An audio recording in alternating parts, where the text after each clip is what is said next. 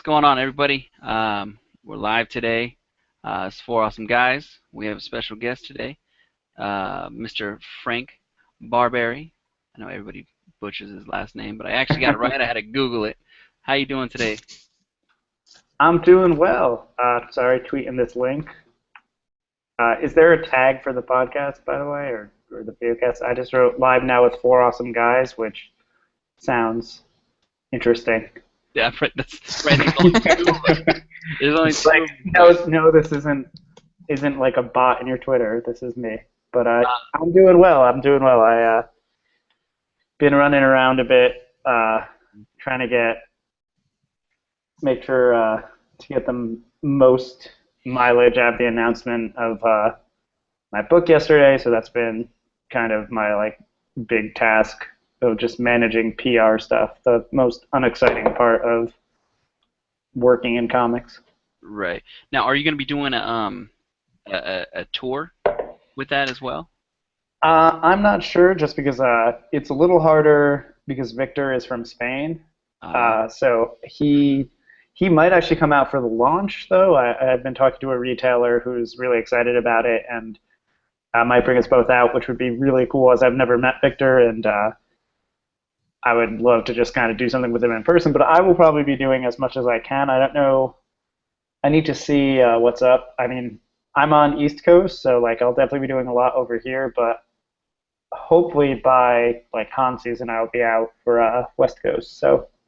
okay. So maybe a tour, but Now, you, I'll you have to see never what's met what. you never met Victor, but yet you've worked with him a couple times before.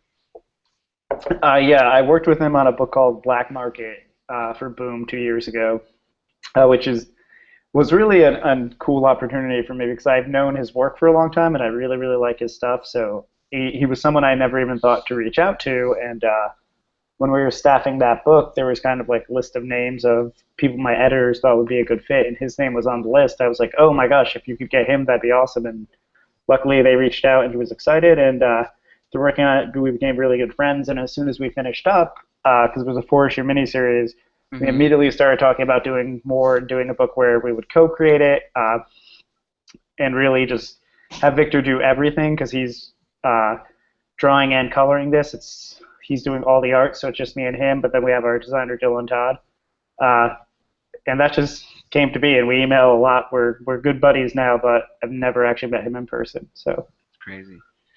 Now, cool story, I know. Just the long the yeah, long version of that short answer. hey, that's crazy though. Just so everybody knows who's all watching, thank you for coming and watching. We have Frank Barbiere. He's done uh, Five Ghosts, which is really really good. Broken World, which is another really good one. I see it in the back there. Thank you for. Yep, that one right there. Revisionist. That one was with Aftershock, if I'm not mistaken. Yeah, yeah. I think three comes out in 2 weeks. So. Okay, okay. See, now I didn't. I, for me, and I'll be honest, I received Broken World from another YouTuber slash Instagrammer. He was like, "Hey, I got this.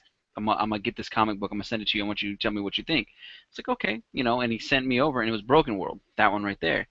And I read the first issue of it, and I was like, "Wow, this is really good." So then I had to go and start researching what else you've done, and then it brought me to Five Ghosts, and I read a synopsis of Five Ghosts, and I thought it was like really really cool because you had all those characters into one, and I was like, that's pretty awesome. So I read it, and I was blown away by it. So now, when I started getting into it, I'm like, damn it, now I gotta wait for the trade of Revisionist to come out because Cape and Cowl didn't have issue 1, 2. Well, they had two, but not one. So I was like, dang it. So I couldn't grab that. But I know you Oh, also did some well, other. thank you for digging in, though. I mean, that is one of the.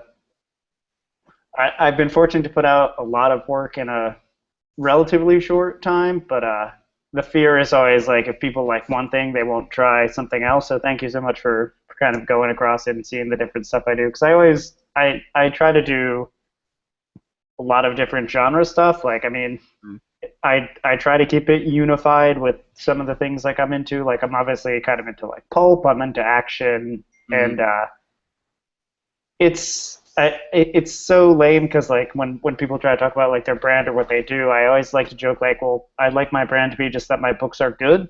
Right. So when you pick them up, but as I said, I've been very fortunate to put out a lot of specifically creator-owned stuff too in a short window, and that's always scary because you never know if it's going to catch on or if anyone's going to be excited about it. But it's always reassuring to hear when people check out multiple things. So thank you for kind of checking out my bibliography, so to speak. Yeah, definitely. I mean, you started in 2013, right? Yeah, I had been like trying to break in for probably like 2 or 3 years before that seriously, like actually just like making pitches and like sending projects to different publishers. And I had self-published or well, not I had self-published a book and done an OGN at a smaller company called Arcana. Hmm. That again, it was cool to do, and I learned a lot, but didn't really like have wide reaching kind of distribution or anything like that. I mean, it was in Diamond, but it wasn't anything crazy Right. in terms of like, I think it sold like 200 copies, which was Better than stellar. no After, copy. Still no better than well, no, I mean, I was really excited at the time, but I mean, at this point, I'm glad only that many people got it because I think it's not something you should be buying. right. But anyhow, so yeah, 2013, March 2013 is when Five Ghosts came out, and I really feel like that's when I really kind of broke into the direct market. And before that, I had released a short in Dark Horse Presents. I think it was Dark Horse Presents number 6 for a series that I ended up doing at Dark Horse called The White Suits. The We white did suit. these like 3 little prologue stories. So technically, I feel like my first like direct market stuff was in oh gosh, I think it was like a year before. That was like April 2012 when that first came out, and that was really exciting and like made me really kind of feel like okay, I'm doing something right. Like I'm slowly getting there. Right. Now, there's a question we have in the chat for you. And it's from Nick Phil. I'm pretty sure Oh you snap! He says on a scale from 10 to 10, how great of was a colorist of Nick on Howling Commandos? Acceptable over 10. I would say 15. 15. There you go. Why can't I see the chat? Hold on, I see group chat, but is there a If you actually go to the YouTube link that I sent you, and actually have gotcha? that hit the mute on the video, look to the side. There will be a whole chat going on right there for you. Oh man, are people like actually in? Yeah, there's people in there right now. Nick just gave you a nice fist bump. Oh. Uh, Thanks, Nick. What? No, Nick did an awesome job. If anyone happened to check out Howling Commandos of Shield, Standoff. I feel like coloring also uh, colorists normally get really slammed at the end of a lot of deadlines too, and you'll notice in a lot of kind of ongoing books where stuff is kind of definitely has to hit the deadline every month. A lot of times artists and colorists will switch in and out just because there's no time. But if you'll notice, Nick did all 6 issues of Howling Commandos, and he did them awesome, and they were all, uh, I mean, done timely. Good job, Nick. Good job doing your work in a professional, timely way. And Brent too, the artist. I mean, both Brent and Nick like crushed it on that book and really just worked their butts off to get everything out monthly, which I mean might seem surprising to a lot of people who read a lot of monthly books, but like it is a inhuman labor to draw and color a book every month. And I'm a writer, so I don't have to deal with that. But I know from a lot of my collaborators and people I've kind of like either lived with or worked with that it is a hustle. And when you meet people who are able to do it and really just like can do such great quality work on such a small time frame, you tend to hold on to them. So Nick, one day I'll steal you away from your other cool projects. Right. He also said that he heard you had some killer plans going on as well. Okay. Yeah. The, He's lighting it up in the chat, man. That's good. I mean, hey, we we like to have anyone on here that's involved with comics. We've had a couple other people before, and like I said, we're just trying to build up a rapport, just to get it, whoever would love to come on and chat like yourself. So, I mean, if Nick ever wanted to come on and talk, about, Whoa, Nick, you're getting the sweet invite here. yeah, he can come on at any point in time as well. and talk as I well. I like froze the YouTube on this like shot of me smiling. It has a shot of you smiling. Um, so we hit on the Howling Commandos, which was one of the ones I was gonna talk to you about. But there's a question that was in here was what was it? What did Biggie say? Biggie said Biggie's comics. He's actually from California, New York. Um, I think it was maybe Brooklyn. I think. What got you into comics? Is his question. I well, reading, like I grew up right when like the Batman animated series started and the X-Men cartoon, and those I feel like really got me into superheroes. And at the time, like I'm 31, so I was born in '84. So I feel like really when I was like around 5 or 6, like comics were still just like the '90s were like really blowing up, and comics were just a lot more around. That I feel like they were just like I think something that like people would give to kids a lot too, and I think just in the culture, like actual physical comic books. So that really got me into comics. I've been reading my whole life, and because it was the '90s and there were so many stores, there was actually a comic shop in our local mall where my family would shop a lot. Like I know suburban as hell, but it's always where my mom and dad would leave me and my brother. So we'd always like spend time at the comic book store looking around and just quickly learned that like comics come out every month, like they're out every week, and that series go on. And the first series I actually read and collected was X-Men 2099, which will always have a spot in my heart because of that. I bought every issue of it at the comic shop and just learned to be a weekly comics customer. And I Mm-hmm. kind of stopped in like middle school because a lot of the shops closed because we were like hitting the end of the '90s and the bubble broke. But when I started high school in like '98, I met kids at a high school because I lived in a town where a few different towns came together at a bigger high school. I met kids who knew that where there was a comic book store and who could drive. And I remember we started going because they would rent anime there. Uh, and I was starting to get into anime, and that was like crossing over a bit. And that got me back in the comic book shop. And it was right around when like Powers started coming out, and it was the first time I really took notice of like of modern Image that wasn't like Spawn or anything like that, and it got me really into Bendis. And then Ultimate Spider-Man started, and I was suddenly buying like a ton of comics again. And actually, maybe a little before that, like I read all the Joe Kelly Deadpool, which I loved, which I think was around '97. I was still going and picking that up in the shop. Uh, but it Just the spoke to short my of it. heart right there. Oh, it's so good. Just I'm so glad they're doing more with right now with the Spider-Man and Deadpool. But I just like I really was into Battle Chasers, and Crimson is one of my favorite books. So like that cliffhanger Image, like I feel like it was the right time when I came back, and I really got into it like every week at the comic book store, reading Wizard, seeing what was new. And I never thought about making comics though. Like I wasn't really like it just wasn't on my radar. I thought you had to work at Marvel or DC to do that, like and get hired by them. But but Oh yeah, there's it, questions in there. There's a bunch of questions. I know you've seen it. yeah, that's what I'm I'm looking and seeing now. But I actually I took a screenwriting class, and at the same time I was in that class, and that's the first time I really learned about story structure because I always liked writing and was a creative kid, and I majored in English and ended up being an English teacher. But that was the first time I was really learning like, oh, this is the proper way to like tell a story, beginning, middle, and end. I also read an article in Wizard about how Image was actually submissions driven, and it had just never clicked to me that oh, I could hire an artist and try to make a comic, and they would actually put it out, assuming it was that easy, like an idiot. But so I immediately started taking more money out of my college loans and hiring artists and colorists to make comic pitches, and Mhm. quickly learning like, oh, just because you make it, no one's going to put it out. And from there, that was probably around like 2006 or so. That's just like really from there, I just learned as much as I could. I taught myself how to letter. Like I worked with a lot of different people and went from there. Okay. Um, there's a question I have, and this is gonna probably make you giggle here. What is your love with hot pockets? They're pretty gross, but I love them. Like I know they're not good for you, and I haven't eaten one in probably a year. Uh, but I would still eat one proudly and love it. Now, I'll be real. I'd probably eat two and still be hungry.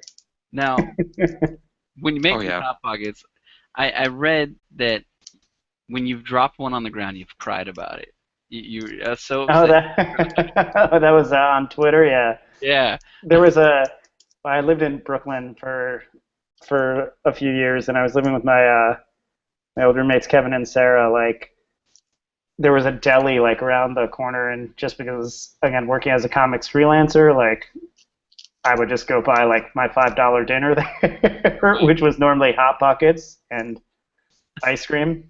That's how I keep in shape. Right. Right. Uh, and No matter what anybody says, round is still a shape. That's We right. learned oh, that in middle what's school. up?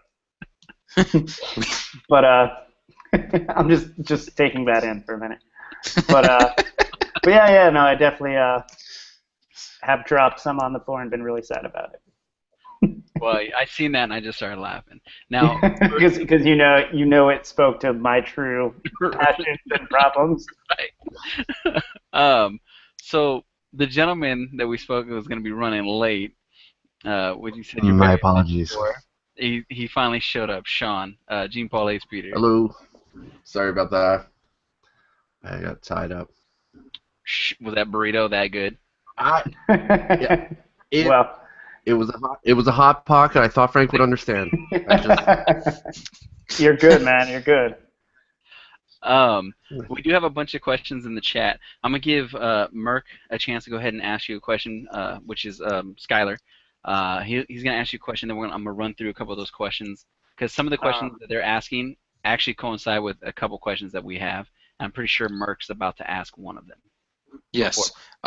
So you've already stated before you were an English teacher. I'm taking one of Joe's questions. Right. What grade did you teach as an English teacher? I taught high school for a year, and then I taught middle school for 2 years. In the middle school job, I actually taught creative writing full time and got to make my own curriculum, which is why I took it. Like I like teaching English lit, but it was an awesome job where I got to basically do my dream class, and the class was great, but the age group was really hard for me. I feel like the kids like because I Didn't taught take like it serious? well, yeah, I taught like film to the eighth graders and would teach like screenwriting and things like that. And the kids who liked it were really into it, but every kid had to take it. So some of them would just like really phone it in and not give a damn, and it was hard to to keep them on task. But it was cool. Did I see it in the chat? Like, did I have a death wish? Oh man, it almost killed me. It really stressed me out and bummed me out teaching middle school just because I was not able to deal with how much like of a firm adult people need at that age in the room because I was like, oh, it's cool, I'll take it easy and like let them like go to the bathroom when they want, like not have to sign out and things like that. But quickly, like I learned like, oh, the reason why a lot of middle school teachers are kind of mean is because like kids are really hard to manage at that age. But I Oh had a yeah. few like really great students who really I feel like got a lot out of it, and I believed in the class a lot. Obviously, I made a class that like my whole thing was do like an art class but for writing. So like again, I would like give the students an assignment, they would work on it during the week, and I would really just kind of facilitate and blah blah blah. It was a good gig, but 2 years was more than enough for me, and I immediately stopped teaching after that, and moved to New York with no job, and I was like, I'll just figure things out. And So has any of the kids, like your former students, like ever realized that you have written a comic? And then they I like mean, message you like, hey, I I would didn't know not you did engage with this. him because like it always horrified me to like cross the like school real world boundaries. And I mean, I'm sure they're all like 18 now, so it wouldn't matter. But just like it's such a weird place like to be teaching young people with like social media and everything. But so I'm just still horrified over it for no reason. Like I just don't ever want to be associated with my former students. But one kid like tweeted at me like 2 years ago. It was like Mr. B like quit his job and followed his dreams. Like there's a real role model right there. And I was like, oh man, don't like make this into a like I'm telling you guys don't work in public schools or something. Oh God, you found me. Yeah. Um, So the next question that we have. Well, I'm just addressing Kelly. Thank you for asking questions and commenting. I didn't mean to sound like I'm ghosting you. Yeah, that's And what. yes, we can buy some kigurumis. There it is. That was the that was the question I was going to get to, and then I was going to get to King of the Golden State. He has a question. Is there a Marvel villain that you would be interested in writing for a series? Deadpool. I would love to write Deadpool. I don't really consider him a villain, but as I said, I feel like the Joe Kelly Deadpool stuff was so good and legitimately some of the funniest, but still like story-driven comics. And I read that stuff like again when I was like a late teenager, and it just really worked for me. Uh, Villains, I mean, he's also not a villain so much, but I really enjoyed writing Namor when I wrote him in Avengers He World. Like, hit both of my favorite characters. oh, nice. Well, I would love to do a Namor book. Well, supposedly I they're bringing him back. I hope so. I mean, I was like ready to pitch the hell out of a like underwater adventure book about Namor, but I know he was in what was that book called? Was it Challengers or the book where he Got his head chopped off. yeah, it was James Robinson's book. Fuck, what was it called? Squadron Supreme. Okay, yeah, so I almost called it Challengers of the Unknown. What an idiot. No, What a poser. that's good. No, Now, Aquaman. I do Aquaman too, man. No, no, no. no.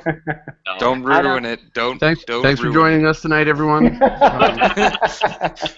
Way to go to No, fuck this shit up, Marky. That was I don't have to see the chat. that was Big E's actually. Big E's. No, my whole thing is That's like even worse.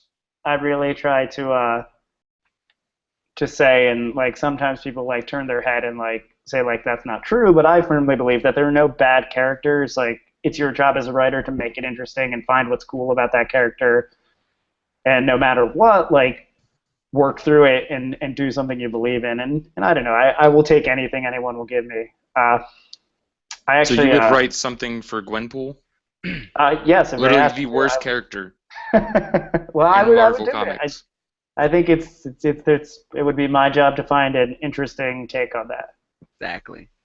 Now you have a twin brother.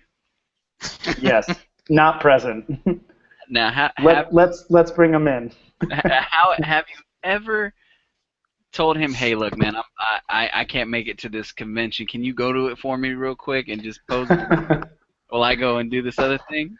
No, but he manages an Apple store in South Jersey, and he used to be. We were both in bands growing up, and his band in high school was like really popular in the town, or excuse me, in college was really popular in like the town we were in, and people would always think I was him, and like ask me questions, and I'd just be like, no, not Lewis, shut up, like. But finally, someone came into his store the other day and like thought he was me. From comics, and like he was like, no. I'm like, oh, full circle. And I'm like, I like that they also probably think that I need a day job. So just because the comics didn't pan out so much for you, buddy, so here you are managing an Apple store. That's funny. What do you got, Sean? I was going to, I'm late to the game here, but I was going to comment or ask a question about the Howling Commandos stuff Frank worked on. And as you can see, I'm a big fan of the old Kirby pre-hero monsters, and working on a character like Orgo. Is there any other kind of character that you'd be interested in doing? I really like. I wish we had gotten to do more of that book because there was like such a good world to jump into there. Like I really want to do Morbius stuff. I really want to bring Ghost Rider in, and a lot of people I probably couldn't get. But in my like kind of dream like dark universe stuff like in Marvel, like to basically do like Justice League Dark, but over there, I mean Blade obviously, and like a lot of different of the more horror focused characters are. I mean, we were trying to set up and pay off that Dracula would be on the team eventually. Like I love this idea that's why you see him in the bunker, that Stake had caught Dracula and was kind of inventing like all these like mundane like human inventions like Velcro and shit just from like stolen technology from Dracula's body. Kind of like how they always joke at Area 51, like they're kind of using alien tech, but they're actually using Dracula to kind of do all this stuff, and he's kind of just been like a weird like farm for them. And eventually they'll realize like the threat was so big, oh my god, we have to reactivate Dracula and have him join the team, but Well, kind of in like a weird imprisoned way. That was where we were gonna hopefully go with it, but unfortunately we stopped at 6. But I think we got at least. It bummed me out that there was some of the setup stuff, but I at least got to do the full arc that I wanted to do and that Orko-centric intro, which was pretty fun, because Orko was a lot of fun and quickly I think jumped out as one of the stars of that book. Of Yeah. the 10 characters that were on the team, it was a big team. It was hard to like Well, manage. it was good to see Manphibian there. Uh, Yeah. Lots He's, of love for Manphibian. it's funny because I went through and oh man, look at Nick being like, we were going to Ghost Rider play. I mean, they never would have let me, Nick, but that's what I wanted to do. And the villains in the second arc were going to be from Frankencastle, the techno samurai guys that Remender made up, who hunt kaiju, were going to come after the Howling Commandos. That was going to be a big thing, and we're going to do a lot with Hitmonkey and Hitmonkey's old sensei. Like I had a big document for this book, like a lot of stuff I really wanted to do, but ultimately, like again, that's the bummer about Marvel and DC, that they have a lot of books and a lot of stuff that they want to rotate in and out, and just really if it doesn't. I mean, I won't even say that they like cut it for sales or anything like that, because there's just not room on the shelves. And if something just doesn't get a big demand, it's really hard for anyone to justify doing it. So again, they did it in an excellent like diplomatic way, and we were able to finish out our arc. And I was told fast enough where I could course correct, so it didn't feel hopefully like it just cut off too much. But it definitely was a cool little book. I'm glad we got the nice trade out of it. As I said, I'm really happy that Brent and Nick got to do all of it, and it really kind of stands on its own. And I really love the kind of prologue that Al Ewing did. I think it was in Shield number 9, but it's in the trade. And they had pitched me to do the book and been like, oh, well, we're going to give it to you, but Al is going to do the setup. And I actually got to talk to Al at C2E2, not last year, the year before Commandos, and talking to him got me really excited about it because he explained all the like robot Duggan stuff that was going on. Dugan, excuse me, I'm saying it like Cherry Duggan, but the robot Dum Dum Dugan stuff, and really there was a lot in there I want to get more into too. I don't know if because I know recently Al is doing stuff with Robo Dugan in New Avengers, so I wonder if he's doing any of the stuff we had talked about. But I really want to do that an arc or one of the stories that what was it?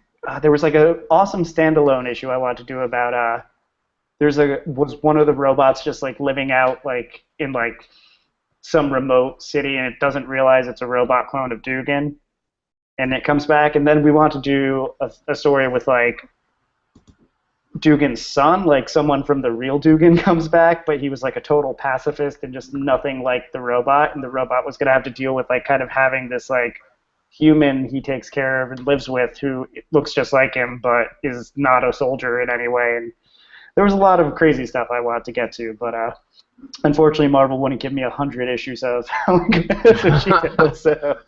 But that's what happens at Marvel often, though, is that I saw it happen with Howling Commandos and Fearless Defenders, and the most recently with the Moon Girl and Devil Dinosaur. So it's always the books I enjoy that get axed. So I'm gonna start telling them that I don't like the books, don't cancel them. Well, as I said, I mean it's really interesting, just that they put a lot of stuff out, and there's just like a bigger plan in place of stuff they want to rotate in, and it's sometimes luck of the draw, right? Like, because there's the stuff that does crazy good, and then the stuff that just kind of has a small audience but perpetuates, like with kind of slowly dwindling numbers and hangs out. And I just I can't imagine having to be the person who like makes the calls of what to do. And when you're on the creative side, you just kind of hope for the best. And like I said, it's always a bummer, but I like to overplan rather than underplanning, hence I have all these like crazy Commandos notes. But it does quickly show you though how fast it can go by because I don't know, like someone had mentioned Solar early on the thread, and I loved working on Solar. I was so glad that we got to do like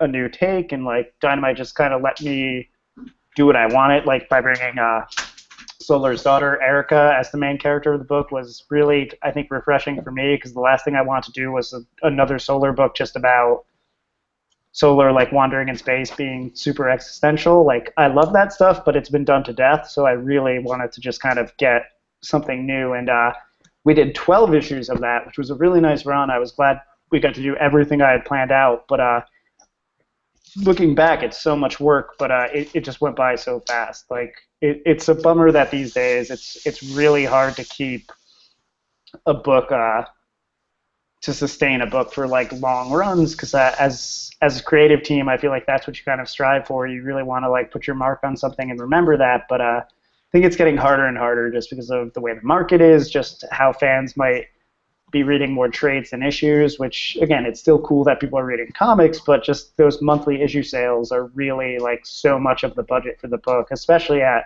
creator-owned companies. But I am excited to be back at Image with my new book, Violent Love, just because we kind of have total control over that stuff, and we are going to hopefully do a nice, long run. We already have the first 10 planned out, so it is going to be hopefully a nice, like, if we can get to over 20, I'll be really excited. Because Five Ghosts, we did 18 if you count the special, and we will hopefully come back to that within a year or so. We've been talking a lot about it, but there's just some like scheduling stuff. But it's cool to me to have a big body of work, especially if it's something you make like that. But I would love to do a long run on a big 2-book, hopefully sometime soon. But we will see. Now I'm just kind of like talking off into the ether. I apologize. That rolls into a question. Somebody had, what artist would you want to work with? So if you had to go into this big 2, what artist would you like to work with going on with whatever character it may be or whatever? Keep in mind I'm free.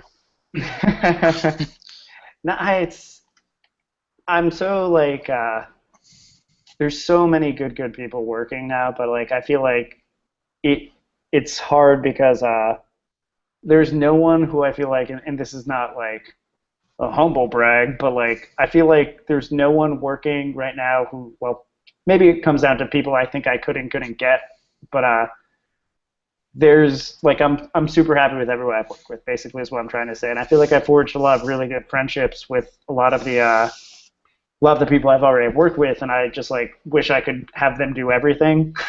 Like it's like kind of like, oh well, I know like I wish I could do something with Mooneyham at Marvel. I would have really loved to do the Doctor Strange book with him. I love Marco Rudy, and hopefully we'll be doing more together soon. But I feel like Chris's like style would have gelled really well with some of the older Doctor Strange stuff, like in the style of that. And also, we really want to do like a Nick Fury book or like Wolverine or something, but we're just not in a position where I can be like, hey, Marvel, like let me do this thing, like. Right. But and Gary Brown, who's doing Revisionist with me. I mean, he just did a Daredevil story in The Accused, which came out yesterday. He did all the courtroom pages, which came out beautiful. Oh, he did the courtroom pages for Daredevil. In the issue that came out yesterday, yeah. Okay. I remember he was so excited because he was doing it, but then kind of bummed because he was doing courtroom stuff. But it was still good. I looked at it today. It actually looked really good. And you said Mooningham, right? And that's the artist that you worked with on Five Ghosts, correct? Yeah, Chris, whose stuff I absolutely love. And Victor and I actually did a short at Marvel. I would love to do more. I mean, I'm constantly torn because I'm very fortunate that I get to do a lot of my own stuff, and I love working on work for hire stuff as well. But I feel like if I could typically lock someone down, like I would almost rather sometimes do a book we make up. But at the same time, there's a few things that I'd love to do at Marvel and DC. But I mean, I'd love to do Batman. Obviously, I think everyone would. Superman, I really have a Superman story I would want to do. X-Men is my big thing at Marvel, actually. Like, I like the Avengers, but I've always liked the X-Men more. Anything X-Men, I will consider a huge milestone. I was so happy I got to do some of the Avengers with the Avengers World stuff I did as well. That was really surreal, and for me to jump in to do that. And the Doctor Strange book I did there, the issue I did with Marco Rudy, the New Avengers Annual, is one of my favorite things I've ever done, and Marco just did such a phenomenal job on that. I really hope they reprint it or something when the movie is coming out, because I feel like it's a really great issue. Even myself removed from it, but just the work Marco did should really be celebrated. There's a, I see some questions. yeah, Ask Frost what he thinks of Superman. you don't want to know what I think of Superman. Well, he's Actually, not allowed to say it, Right, I can't say it. but I can. I lost a bet. I lost a bet with another gentleman who's not here right now. He said if Ice-T says that he's not what I called him, then I can't say it. So I tweeted Ice-T, and Ice-T did comment back, and he said, no, he's not that. I'm like, dang, so now I can't say it. But that's here nor there. A question from Nick, though, was, which was a good question, actually, was what is your biggest hurdle you've ever had writing comics, and biggest lesson? That's actually a pretty good question. I like that question. Was that from Nick Filardi? Yes, sir. Oh, Nick, you're digging deep. One, just like don't ever expect people to like something just because you put it out. Like I feel like that's the lesson everyone learns in all the creative fields. Like just because you make something, you're not entitled to people liking it. People, even more so, just because people like one thing you did doesn't mean they're going to like everything you do. And it's very teachable to do a project that's really well received and then something that people don't care for, and just learn like you as the artist need to always believe in what you're doing and find satisfaction in doing it rather than worrying if fans connect or not, because it is about your readers, it is about the fans, but there's stuff I've done that I really liked that I feel like didn't connect, or I've even seen people be like, I don't like this, and it doesn't change the fact that I'm proud of it and that I did it the way I wanted it to be done. So just not to ever feel like you're owed success or owed people liking something, because it's so subjective. Like someone can hate a book who someone loves, and to that, to just really be like thankful to anyone who does like your work. And then otherwise too, the most important thing is just to always make sure you're working on something. Like freelance is horrifying. This is my 3rd year as a full-time freelancer, and I feel like I've really been just kind of like scrambling to make sure I roll from project to project, and it's tiring, but that's what your life is. Like, and if you don't want to do that, like, don't try to write comics full time because you always need to be working on like 5 things like in advance to just make sure that stuff keeps coming in. There was like a really cool blog post by Jeff Lemire today just about time management, and he writes alone like 8 books a month right now, which is a lot. Crazy. Like that's awesome. I would gladly do that if I was in the same position. But like the stuff he said though that really is so true is like this is what he loves and what he wants to be doing, and like it's hard to say no to stuff when that's the case. And yeah, you don't overextend yourself, but like I want to be writing comics. I mean, it's hard for some people when they have kids or other priorities, but like this is all I care about and kind of all I want to be doing, and I've kind of built my life around that, and that's why I try to keep my focus. I mean, the one thing that's always stressful is getting more work and just like kind of watching the cycle go through of see who's like cool right now, who's really being offered things, and again, you can't control that. You have to be putting out your best stuff all the time. And I think it was Mark Wade was kind of giving some thoughts about like what he's seen. I'm laughing at Nick. Right. Yeah. I'm reading into that, Nick. Like a tick, digging deep. Digging deep. Yeah, that's where I took it. I took it etymologically. But anyhow, I would love to work with Chris Somney to dial back. Like I think Chris Somney is one of the best like working artists ever. Francesco Francavilla, I love his stuff as well. Now I'm just talking about artists. Declan Shalvey, like I love Declan's stuff so much. His stuff in Batman today was awesome, like, as well as JRJR stuff, and Dean White colored. that did such a good job. And someone asked, like, what do I read? I honestly read everything. I feel like it's kind of part of my job to have to read everything and kind of be aware of what's going on.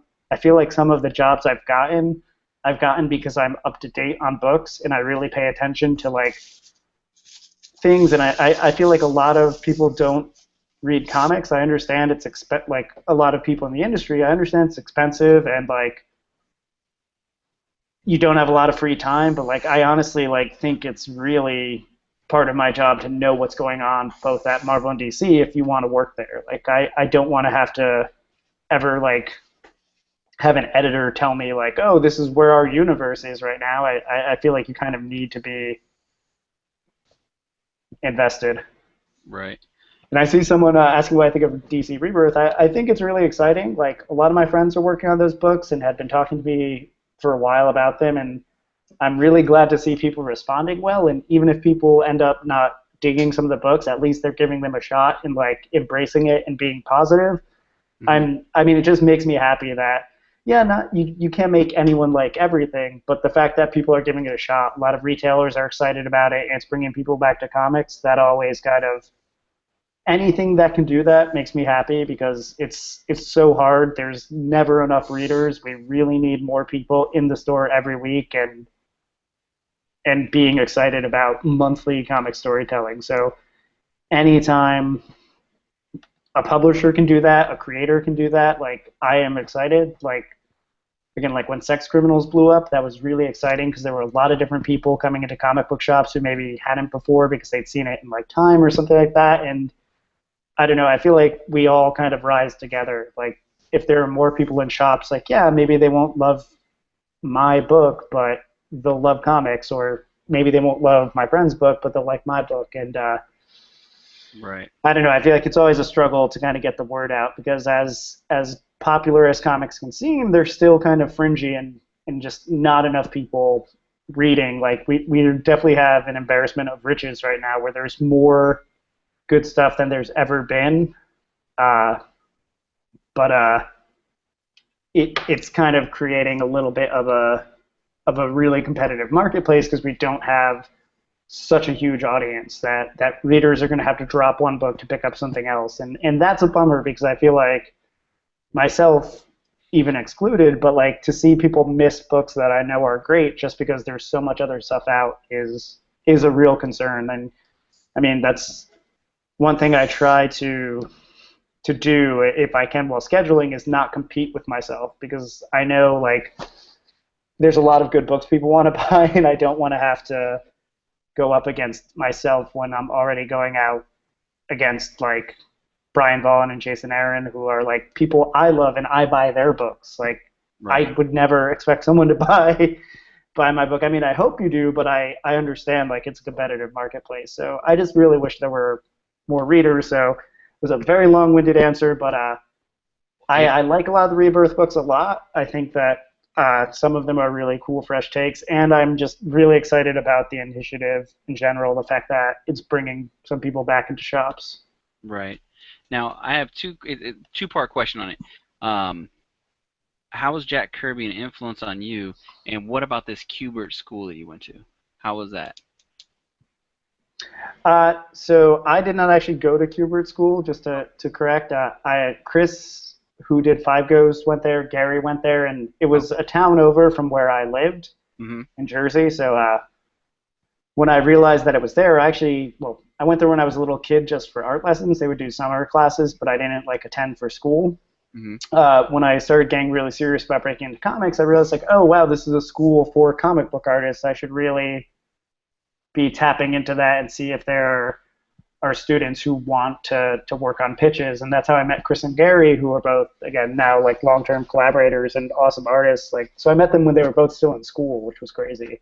And like I think Chris's like final was a project that I wrote that never came out, but it was cool because they like lived around the block from me at the time. Like they were just like living the town over from where I lived. So like that's how Chris and I really became friends too, because I would actually just like go to his apartment and hang out while he like drew and just like talk about comics. Right. And then the Jack Kirby influence. Jack Kirby, I love Jack Kirby. I feel like his obviously like it's no secret. I think his art kind of taught me what superheroes were and like the idea of art being bigger than life. And again, I read How to Draw the Marvel Way growing up and was really into that style. And I gravitate towards stuff when I can, but I don't think I've ever done anything that's like a direct homage or super Kirby influenced. I mean, I'd like to, but uh, I look at something like my buddy Fabian Ranel and Alexis Zier's Space Riders, where it's like really like a Kirby influenced book, and it's them channeling that in a cool way, and it makes me think like, oh, like especially working with someone like Victor, who has a huge Kirby influence. Uh, one day to maybe do kind of like a crazy, very Kirby influenced book. I would be into that. Like I really love Commandy a lot. His Commandy is awesome. I'm so glad they reissued those collections of it. Uh, I've never read Fourth World though. I really want to read Fourth World and Mhm. really dig into that. Like I was a Marvel kid growing up, so I feel like I've slowly filled in the gaps. But yeah, like I said, I respect the hell out of Kirby. I love his stuff, but I feel like influentially, like I'm much more of a writing nerd, and like I like the stuff that Kirby wrote, but I feel like it didn't necessarily affect me as probably some of the more modern writers in comics who like Bendis was huge. The first time I read a Bendis comic, it really kind of opened my eyes growing up as a mainstream comics reader of like, oh my gosh, wow, you could tell a superhero story in such a smart way and be a well, basically write something that didn't feel like it was for children. And I feel like that really I started realizing that around like the late '90s, like comics would be so much more than just Batman punching the villain of the week, and not that that's all bad, but I feel like just there's been a huge growth in the medium, and there's just a level of craft in both like artistry and writing that is better than it's ever been right now. So it's That's good. one thing. That's one thing I totally agree with. Is that right now, and I've said to people, is that this seems to be the writer age of comics. I've noticed that the writing is far excelling the art. Not to downplay anyone's art, but the stories are really what's Matt Fraction, Wade, Lemire, yourself, and of course, like you said, Bendis. His run on Secret Invasion was actually what brought me back into modern comics as a whole, and just kind of brought it all forward again for me. Um, but is there any writer that really influenced you? Comics wise, I feel like again, I don't write like Bendis, and I don't think I write specifically like there was no one who I was like I want to do books like this because I know a few people like will try to like really do like an Alan Moore type, very wordy style or a Neil Gaiman like literary style. I feel like I'm a very concise like kind of action writer like Right. for a lot of my work. I mean, I like blah blah blah. But I never saw myself as like a dialogue person starting out. Like I didn't want to be like the Tarantino comics or anything like that. But it was really that generation of discovering like Bendis, Brian Vaughan, Grant Morrison, Mark Miller when he was really coming up, Kirkman, like all those unfortunately dudes, but there's a lot of great female comic writers as well. But that was really for me that era when like Warren Ellis and discovering all these back catalogs of these writers who had these like crazy, inventive, super smart, like really well written stories. That's what made me want to write comics and what really drew me in just to realize like, oh wow, this medium is so much more diverse and well crafted. Like, cause I always loved art, and I think every comic writer's secret desire is to be able to draw. But really, when I started reading some of the more what I consider well written, and then going back and reading like old Alan Moore comics, reading Watchmen for the first time when I was like 17, like all that stuff really just like the light bulb went off of like, oh my gosh, this can be anything you want it to be. It doesn't have to be like the X-Men comics I read when I was a kid, like which I still loved, but I just feel like the craft has really elevated. And I really do think art is a big part of that too, though. I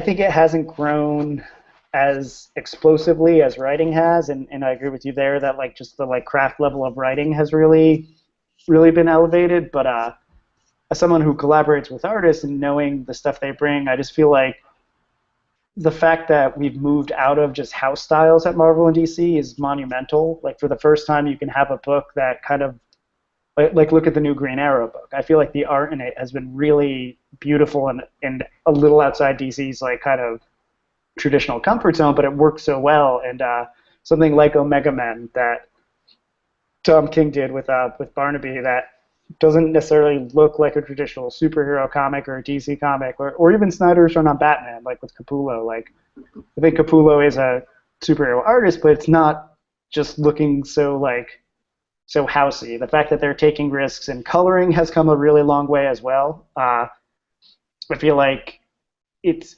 it's a lot more about the artistry of the colorists, their storytelling, and their palettes, which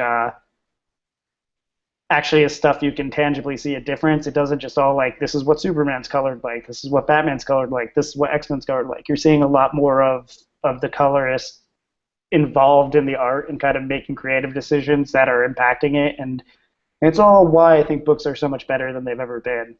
And I think this is a lot of stuff that also started over in like the creator-owned space, and I think the big two publishers were really sharp to see like, oh wow, look at the kind of big movement in artistry that's happening here. We should be doing that with our books and blah blah blah. But I think it's really moved to a good space. And I mean, my favorite prose writers like Michael Chabon is my favorite prose writer. I love his stuff. Like I read so much like canonical and then literary fiction like in my life, like from being an English teacher, being an English major, like I love that stuff, but it really started to bore me, and I got much more into genre stuff when I was out of college because I always felt like I had to read these like smart books. But I really like Philip Pullman, who did the his Dark Materials trilogy. That's a great kind of like gets miscast as YA, but great sci-fi story.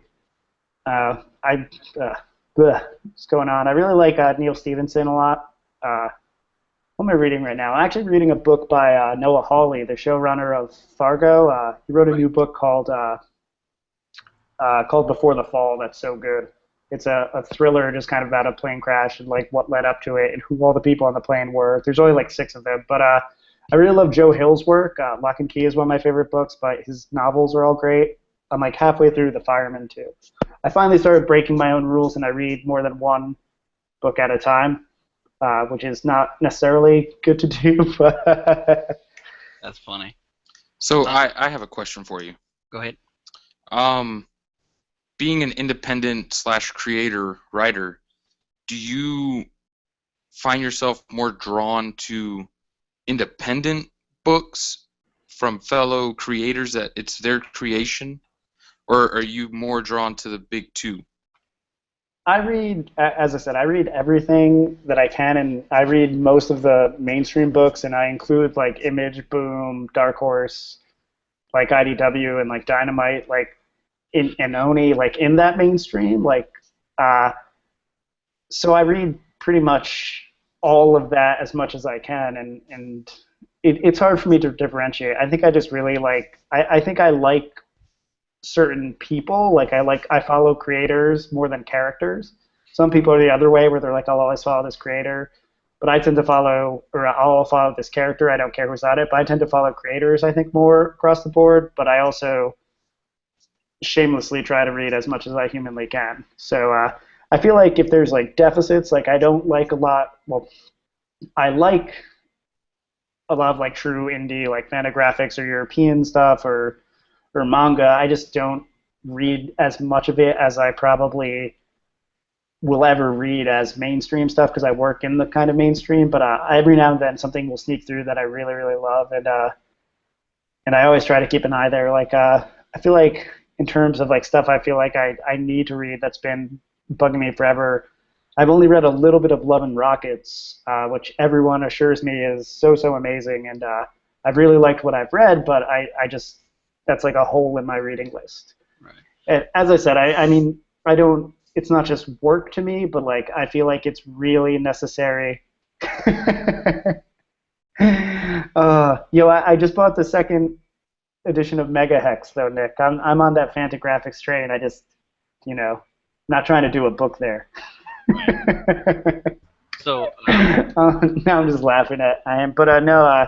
As I said, when I was just finishing that thought, I apologize.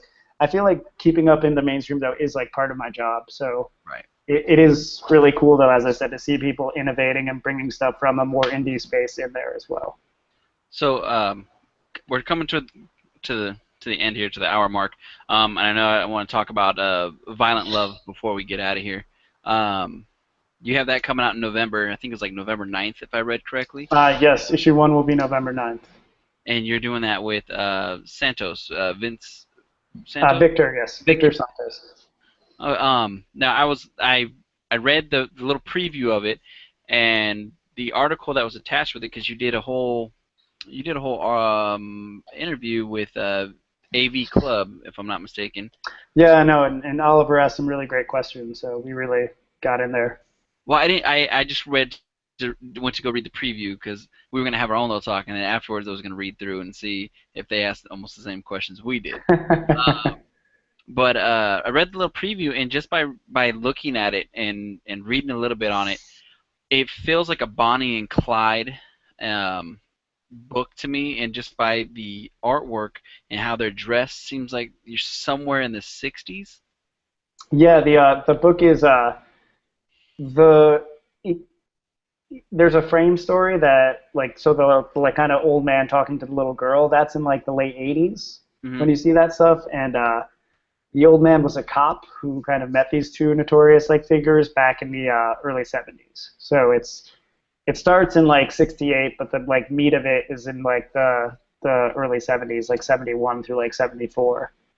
But yeah, no, Bonnie and Clyde was definitely a touchstone for us. Victor really loves like old crime movies. He loves the crime genre, and God, I didn't even say Brubaker. Who I was talking about people who kind of really inspired me and who I continue to love. But Ed Brubaker, I feel like you can't have like a conversation about crime and comics without Brubaker these days. And his work obviously has had like a profound effect on me and like my taste. And I feel like with Violent Love specifically, like we really wanted to do our own thing because I love Ed's work so much. I just don't want to do like a crappy version of that. Like if you want Ed Brubaker crime comics, you can go to Ed Brubaker and get awesome crime comics. And just him, Sean Phillips, and Betty Brightweiser just started Killer Be Killed, which is phenomenal. So I'm really glad that I feel like we're cutting out our own little corner here. Like we have again the romance stuff. There really is a love story at the core of this. It's not just like a talking point. It's about these two characters kind of falling in love and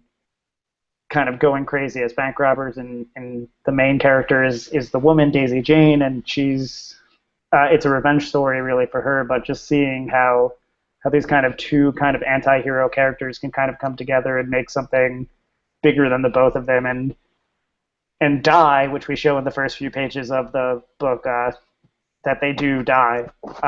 Spoiler, but that's literally on like page 4 of the book. But it's really kind of the story of how they came together and what they kind of make with the time they had.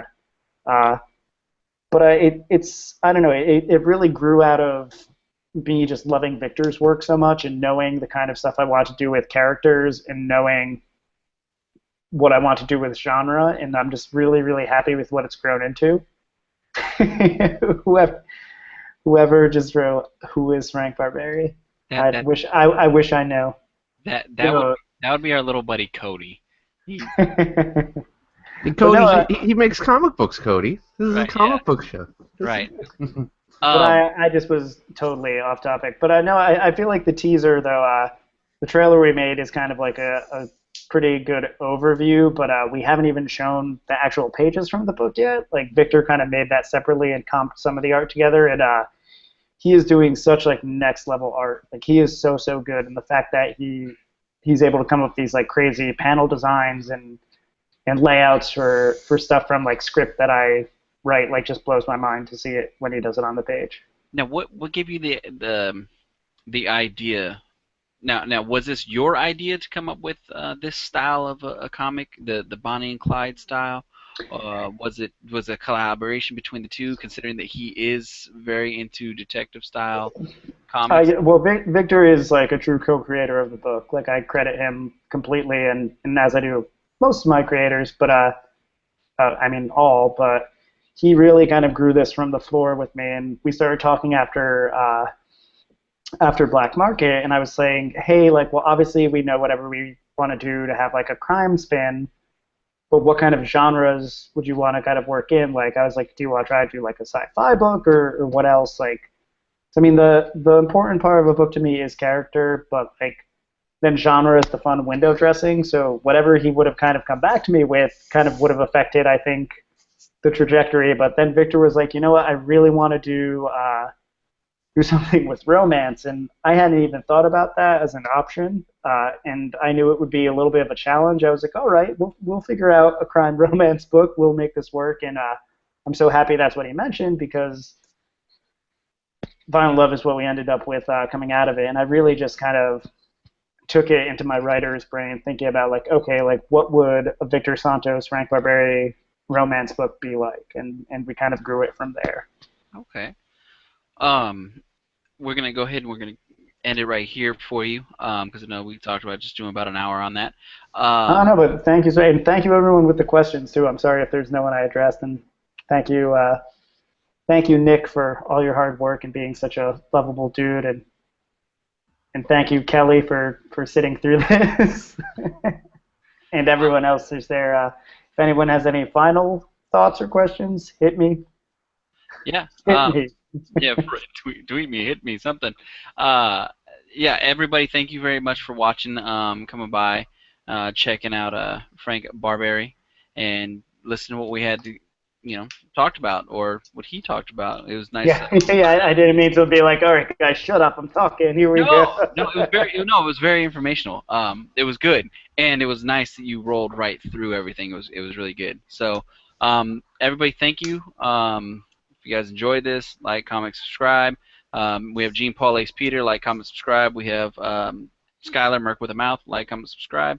And we have Frank Barbiere. Go follow him on Twitter. You have Instagram, right?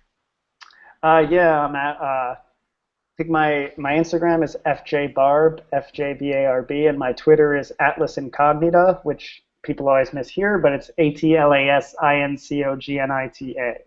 And I will be also my website, but like what I typically say is if you Google Five Ghosts, you'll find it. Yep, I will leave all the links in the description for him if you guys all want to go ahead and follow him, which I suggest because he does tweet out some pretty good stuff. Buy Violent Love. Yes, yes, buy yes. Violent Love. No, tell your local retailer you want it. It'll be in previews at the end of the month and in stores in November. Yes, sir. Go get it. All right, everybody. Have a good one. Thank you so much, guys.